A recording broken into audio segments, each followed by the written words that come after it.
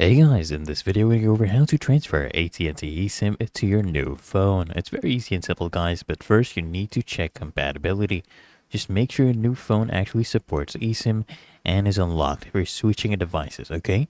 And just ensure your AT&T account is actually active and is linked to the eSIM. Then what you do guys is you install the My AT&T app on your new phone. And just log into your AT&T account, tap on Manage Devices and Features, and then you select your phone number, okay? Then choose the option to transfer eSIM to this device, okay? Then you just follow the on-screen instructions to activate the eSIM. And another method, guys, is doing this manually using the QR code method. So if the AT&T app method doesn't work, you just go to your old phone, go to Settings, go to Cellular, click on Remove eSIM. And then on your new phone, go to Settings, go to Cellular, and click on Add eSIM. And then just log in to your AT&T account on a browser and you can navigate to device activation. Then just generate a QR code for your eSIM.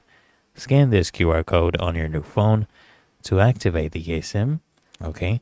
And then to confirm the activation, you just restart your phone and then go to settings, go to cellular and check if AT&T eSIM is now active.